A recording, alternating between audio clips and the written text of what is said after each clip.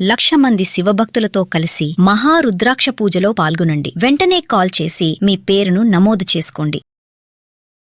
Suman TV ప్రేక్షకులకు నమస్కారం. నేను మీ అనలిస్ట్ మందరి కృష్ణారెడ్డిని మాట్లాడుతున్నాను.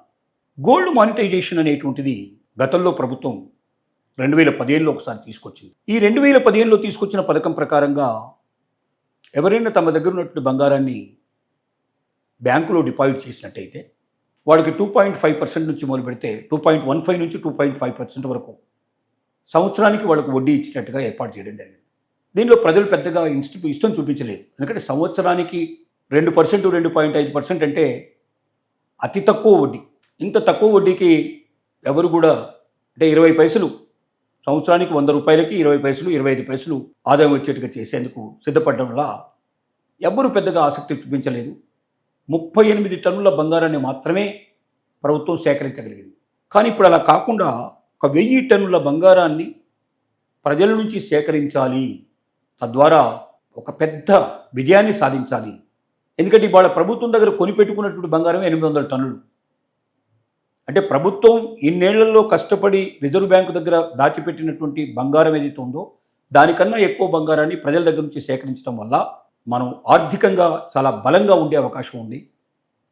ఇతర దేశాలతో పోటీ పడగలిగే అవకాశాలు ఉంటాయి. దిగుమతుల్ని మనం తగ్గించుకొని ఎగుమతిని పెంచుకోవడానికి అవకాశాలు ఉంటాయనే ఒక దృక్పథంతో మానిటైజేషన్ స్కీమ్నే మారుస్తున్నారు. గతంలో ప్రజలు నేరుగా వచ్చి డిపాజిట్ చేయడానికి ఎక్కువగా అవకాశం ఇస్తే కొత్త పద్ధతిలో ఇప్పుడు రాబోయేటువంటి కొత్త స్కీమ్ 2 మాసాల్లో రాబోతుంది. ఈ 2 మాసాల్లో వచ్చినటువంటి ఈ బంగారపు మానిటైజేషన్ స్కీమ్ లోపల ఏంటంటే మీరు బంగారాన్ని డిపాజిట్ చేసినట్టయితే ఒకటి కొంత మొత్తంలో బంగారాన్ని మీరు డిపాజిట్ చేసినట్టయితే ఆ బంగారం ఎక్కడి నుంచి వచ్చింది, ఎలా వచ్చింది అనేది మిమ్మల్ని ప్రశ్నలు వేయకుండా దానికి మీకు క్లియరెన్స్ ఇచ్చేటువంటి అవకాశం ప్రభుత్వం కల్పించబోతుంది. దీనివల్ల ఏమవుతుందంటే భయంతో చాలామంది తమ బంగారాన్ని డిక్లేర్ చేస్తే ఎక్కడ తమకు ఇన్కమ్ ట్యాక్స్ పడుతుందో అనేటువంటి భయంతో బాధపడుతున్నారో ఆ భయాన్ని తీర్చే విధంగా కొంత మొత్తం బంగారానికి ప్రభుత్వం డిపాజిట్ చేసిన బంగారాన్ని మీకు ఫ్రీ చేయడానికి ఒక అవకాశం కల్పించబోతుంది. రెండోది వడ్డీని పెంచబోతుంది. ఇంతకుముందు వచ్చేటువంటి వడ్డీ కన్నా ఇందులో వడ్డీ ఎక్కువ వచ్చే అవకాశం ఉంటుంది కొత్త మానిటైజేషన్ స్కీమ్ లోపల. మూడవది ఏంటంటే బంగారపు వ్యాపారస్తుల్ని దీంట్లోపల భాగస్వాములు చేయబోతున్నారు. అంటే బంగారు వ్యాపారస్తుల ద్వారా ఈ బంగారాన్ని సేకరించి దీన్ని బ్యాంకు లోపల డిపాజిట్ చేసి రిజర్వ్ బ్యాంక్ ఆఫ్ ఇండియాకి ఈ మొత్తానికి మీద ఒక ఆధిపత్యం ఉండేటట్టుగా అవకాశాన్ని కల్పించబోతున్నారు. తద్వారా ఏమవుతుందంటే బంగారు వ్యాపారస్తులకు సులభం, మహిళలకు చెప్పడానికి, దాంట్లో ఉన్న గొప్పతనం ఏంటో తెలియజేయడానికి, తద్వారా వచ్చే లాభాలను చెప్పడానికి, తద్వారా ప్రభుత్వానికి వచ్చేది ప్రజలకు వచ్చేది అన్ని వివరాలు వాళ్ళు చెప్పి ముఖ్యంగా మహిళల్ని కన్విన్స్ చేయడం ఎలాగో బంగారు వ్యాపారస్తులకు తెలిసినంత ఇదిగా ప్రైవేట్ పర్సన్స్కి తెలియదు. కాబట్టి బంగారు వ్యాపారస్తుల ద్వారా 1000 టన్నుల బంగారాన్ని మానిటైజేషన్ స్కీమ్ ద్వారా బ్యాంకులకు తరలించి రిజర్వ్ బ్యాంక్ ఆఫ్ ఇండియాకి సేఫ్టీగా ఉంచి తద్వారా మన దేశంలో బంగారు నిల్వలు పెరిగినట్టుగా చూపించడం వల్ల మనకు విదేశీ మార్గద్రవ్యం బ్రహ్మాండంగా ఆదా అయ్యే అవకాశం ఉంది. దేశీయ కరెన్సీని పెంచుకునేందుకు అవకాశం ఏర్పడుతుంది. ఆర్థిక మాంద్యాన్ని తగ్గించుకునే అవకాశం ఏర్పడుతుంది. అనేక రకాలుగా భారతదేశం సుసంపన్నమయ్యే అవకాశం ఉంది. కాబట్టి ఇటువైపుగా మేధావులు ఆలోచించి ఈ స్కీమ్ని నూతనంగా తయారు చేశారు.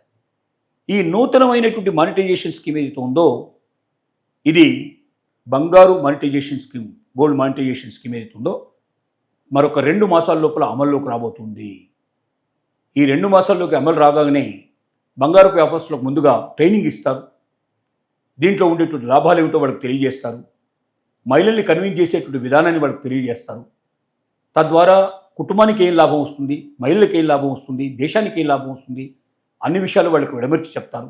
అలాగే దేవాలయాల్లో ఉండేటువంటి బంగారాలు లేక ఇంకా ఏదైనా సంపత్తి రూపంలో ఉండేటువంటి బంగారాలు, రకరకాల బంగారాలని కూడా ఈ మానిటైజేషన్ స్కీమ్ కింద తీసుకొచ్చి వృధాగా ఇంట్లో లేకపోతే దేవాలయాల్లో మూలుగుతున్నటువంటి బంగారాన్ని ప్రభుత్వానికి ఉపయోగపడేటట్టుగా చేస్తూ తద్వారా ప్రజలకు ఉపయోగపడేటట్టుగా చేస్తూ దేశ సంపత్తిని పెంచేటట్టుగా, దేశ ఆర్థిక అవసరాలు తీరేటట్టుగా దేశం లోపల మరి అనేక రకాల ఉపయోగాలు దీనివల్ల జరిగేటట్టుగా చేయాలనే కోరికతో కొత్త మానిటైజేషన్ స్కీమ్ను ప్రభుత్వం తీసుకొస్తుంది. తద్వారా ప్రజలకు ఎంతో మేలు చేయాలని, ప్రభుత్వానికి కూడా మేలు జరిగేటట్టుగా ఉభయత్ర లాభం ఉండేట్టుగా చూడాలని ప్రయత్నం మాత్రం చేస్తుంది, చెప్పక తప్పదు. గోల్డ్ మానిటైజేషన్ అనేటువంటిది గతంలో ప్రభుత్వం 2015లో ఒకసారి తీసుకొచ్చింది. ఈ 2015లో తీసుకొచ్చిన పథకం ప్రకారంగా ఎవరైనా తమ దగ్గర ఉన్నటువంటి బంగారాన్ని బ్యాంకులో డిపాజిట్ చేసినట్టయితే వాడికి 2.5% నుంచి మొదలు పెడితే 2.15 నుంచి 2.5% వరకు సంవత్సరానికి వాళ్ళకు వడ్డీ ఇచ్చినట్టుగా ఏర్పాటు చేయడం జరిగింది. దీనిలో ప్రజలు పెద్దగా ఇష్టం చూపించలేదు. ఎందుకంటే సంవత్సరానికి 2%, 2.5% అంటే అతి తక్కువ వడ్డీ. ఇంత తక్కువ వడ్డీకి ఎవరు కూడా అంటే 20 పైసలు సంవత్సరానికి 100 రూపాయలకి 20 పైసలు 25 పైసలు ఆదాయం వచ్చేట్టుగా చేసేందుకు సిద్ధపడడం వల్ల ఎవ్వరూ పెద్దగా ఆసక్తి చూపించలేదు. 38 టన్నుల బంగారాన్ని మాత్రమే ప్రభుత్వం సేకరించగలిగింది. కానీ ఇప్పుడు అలా కాకుండా 1000 టన్నుల బంగారాన్ని ప్రజల నుంచి సేకరించాలి, తద్వారా ఒక పెద్ద విజయాన్ని సాధించాలి. ఎందుకంటే ఇవాళ ప్రభుత్వం దగ్గర కొనిపెట్టుకున్నటువంటి బంగారం 800 టన్నులు. అంటే ప్రభుత్వం ఇన్నేళ్లలో కష్టపడి రిజర్వ్ బ్యాంకు దగ్గర దాచిపెట్టినటువంటి బంగారం ఏదైతే ఉందో దానికన్నా ఎక్కువ బంగారాన్ని ప్రజల దగ్గర నుంచి సేకరించడం వల్ల మనం ఆర్థికంగా చాలా బలంగా ఉండే అవకాశం ఉంది. ఇతర దేశాలతో పోటీ పడగలిగే అవకాశాలు ఉంటాయి. దిగుమతుల్ని మనం తగ్గించుకొని ఎగుమతిని పెంచుకోవడానికి అవకాశాలు ఉంటాయనే ఒక దృక్పథంతో మానిటైజేషన్ స్కీమ్నే మారుస్తున్నారు. గతంలో ప్రజలు నేరుగా వచ్చి డిపాజిట్ చేయడానికి ఎక్కువగా అవకాశం ఇస్తే కొత్త పద్ధతిలో ఇప్పుడు రాబోయేటువంటి కొత్త స్కీమ్ 2 మాసాల్లో రాబోతుంది. ఈ 2 మాసాల్లో వచ్చినటువంటి ఈ బంగారపు మానిటైజేషన్ స్కీమ్ లోపల ఏంటంటే మీరు బంగారాన్ని డిపాజిట్ చేసినట్టయితే ఒకటి కొంత మొత్తంలో బంగారాన్ని మీరు డిపాజిట్ చేసినట్టయితే ఆ బంగారం ఎక్కడి నుంచి వచ్చింది, ఎలా వచ్చింది అనేది మిమ్మల్ని ప్రశ్నలు వేయకుండా దానికి మీకు క్లియరెన్స్ ఇచ్చేటువంటి అవకాశం ప్రభుత్వం కల్పించబోతుంది. దీనివల్ల ఏమవుతుందంటే భయంతో చాలామంది తమ బంగారాన్ని డిక్లేర్ చేస్తే ఎక్కడ తమకు ఇన్కమ్ ట్యాక్స్ పడుతుందో అనేటువంటి భయంతో బాధపడుతున్నారో ఆ భయాన్ని తీర్చే విధంగా కొంత మొత్తం బంగారానికి ప్రభుత్వం డిపాజిట్ చేసిన బంగారాన్ని మీకు ఫ్రీ చేయడానికి ఒక అవకాశాన్ని కల్పించబోతుంది. రెండోది వడ్డీని పెంచబోతుంది. ఇంతకుముందు వచ్చేటువంటి వడ్డీ కన్నా ఇందులో వడ్డీ ఎక్కువ వచ్చే అవకాశం ఉంటుంది కొత్త మానిటైజేషన్ స్కీమ్ లోపల. మూడవది ఏంటంటే బంగారపు వ్యాపారస్తుల్ని దీంట్లోపల భాగస్వాములు చేయబోతున్నారు.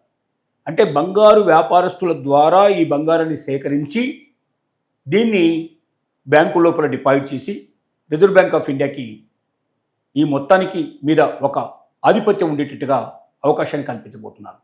తద్వారా ఏమవుతుందంటే బంగారు వ్యాపారస్తులకు సులభం, మహిళలకు చెప్పడానికి, దాంట్లో ఉన్న గొప్పతనం ఏంటో తెలియజేయడానికి, తద్వారా వచ్చే లాభాలను చెప్పడానికి, తద్వారా ప్రభుత్వానికి వచ్చేది ప్రజలకు వచ్చేది అన్ని వివరాలు వాళ్ళు చెప్పి ముఖ్యంగా మహిళల్ని కన్విన్స్ చేయడం ఎలాగో బంగారు వ్యాపారస్తులకు తెలిసినంత ఇదిగా ప్రైవేట్ పర్సన్స్కి తెలియదు. కాబట్టి బంగారు వ్యాపారస్తుల ద్వారా 1000 టన్నుల బంగారాన్ని మానిటైజేషన్ స్కీమ్ ద్వారా బ్యాంకులకు తరలించి రిజర్వ్ బ్యాంక్ ఆఫ్ ఇండియాకి సేఫ్టీగా ఉంచి తద్వారా మన దేశంలో బంగారు నిల్వలు పెరిగినట్టుగా చూపించడం వల్ల మనకు విదేశీ మార్గద్రవ్యం బ్రహ్మాండంగా ఆదా అయ్యే అవకాశం ఉంది. దేశీయ కరెన్సీని పెంచుకునేందుకు అవకాశం ఏర్పడుతుంది. ఆర్థిక మాంద్యాన్ని తగ్గించుకునే అవకాశం ఏర్పడుతుంది. అనేక రకాలుగా భారతదేశం సుసంపన్నమయ్యే అవకాశం ఉంది. కాబట్టి ఇటువైపుగా మేధావులు ఆలోచించి ఈ స్కీమ్ని నూతనంగా తయారు చేశారు. ఈ నూతనమైనటువంటి మానిటైజేషన్ స్కీమ్ ఏదైతే ఉందో ఇది బంగారు monetization scheme, gold monetization scheme ఏదైతే ఉందో మరొక 2 మాసాల లోపల అమల్లోకి రాబోతుంది. ఈ 2 మాసాల్లోకి అమలు రాగానే బంగారు వ్యాపారస్తులకు ముందుగా ట్రైనింగ్ ఇస్తారు. దీంట్లో ఉండేటువంటి లాభాలు ఏమిటో వాళ్ళకి తెలియజేస్తారు. మహిళల్ని కన్విన్స్ చేసేటువంటి విధానాన్ని వాళ్ళకి తెలియజేస్తారు. తద్వారా కుటుంబానికి ఏం లాభం వస్తుంది, మహిళలకు ఏం లాభం వస్తుంది, దేశానికి ఏం లాభం వస్తుంది అన్ని విషయాలు వాళ్ళకి విడమర్చి చెప్తారు.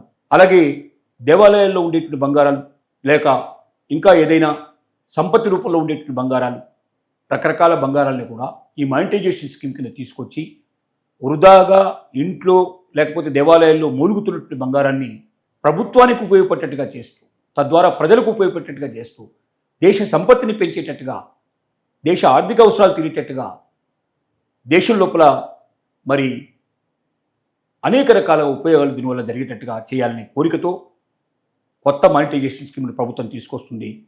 తద్వారా ప్రజలకు ఎంతో మేలు చేయాలని, ప్రభుత్వానికి కూడా మేలు జరిగేటట్టుగా ఉభయత్ర లాభం ఉండేట్టుగా చూడాలనే ప్రయత్నం మాత్రం చేస్తుంది, చెప్పక తప్పదు.